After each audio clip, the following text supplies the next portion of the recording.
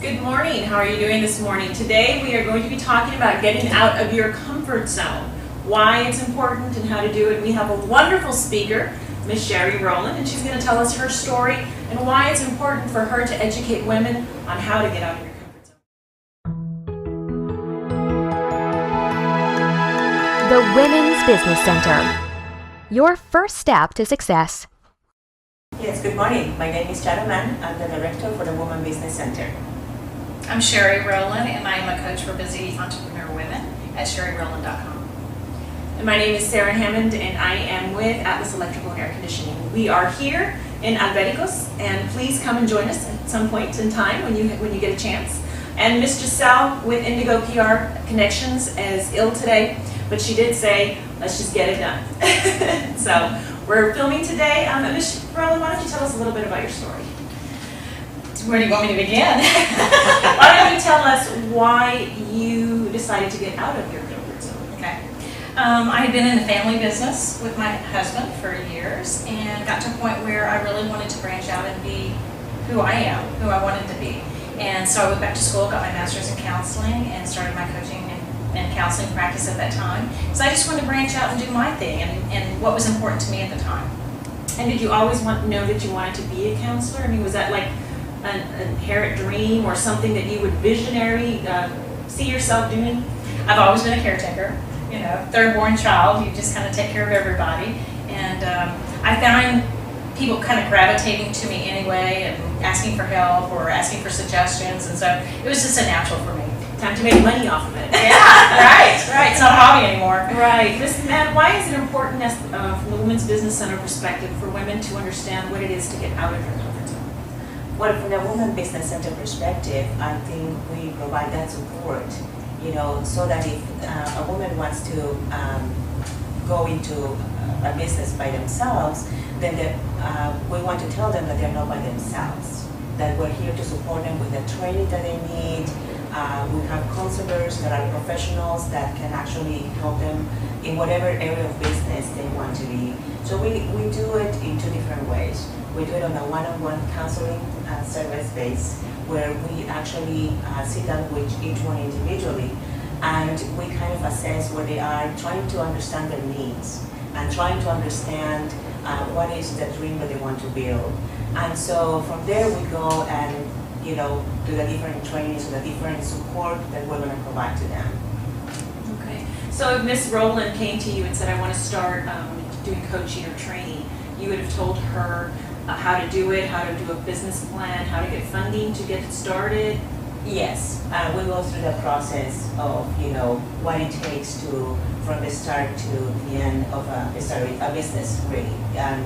It's not just the structure, it's probably the time management, it's probably the marketing, and at the end you have a product, which is a business plan.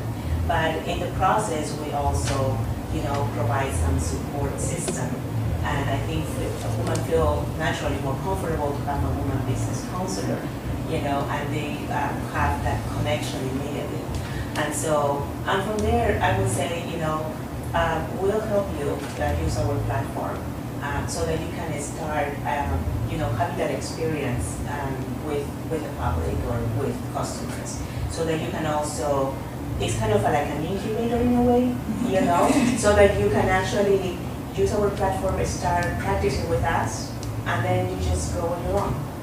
What a great concept. It is. It's great to be able to help the other people who are in need, especially women. Especially women. And Ms. Rowland, what is it about when you say we were in a comfort zone? Well, your comfort zone was the marriage. You had money to pay the bills because you had a family business. So to get out of that, what does that mean for somebody who is maybe in your same position? They're in a marriage, they have a business, kids are grown up. What does it mean when you say, I want to find myself? I was talking to you earlier about it. The kids had grown up. My husband and I had raised the family. We had worked together, financially stable.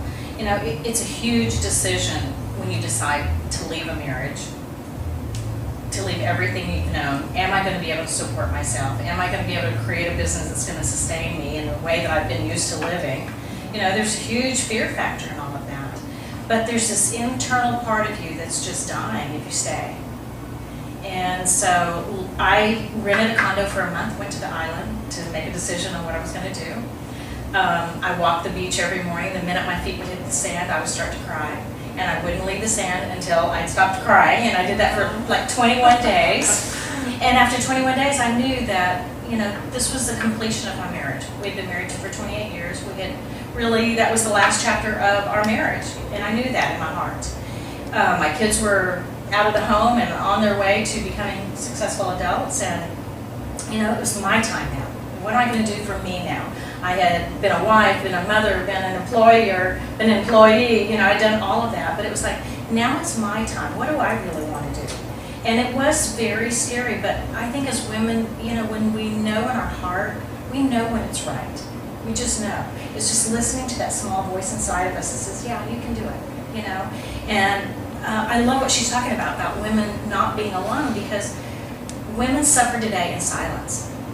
We suffer in silence with our, with our jobs, with our marriages or unsuccessful marriages, with our children. If we've got something going on with one of our children that, we're embarrassed or whatever. But a lot of times women suffer in silence. And so that's what I love what she's talking about, is women realizing that we're not alone, that there are other women that feel the same way that we do.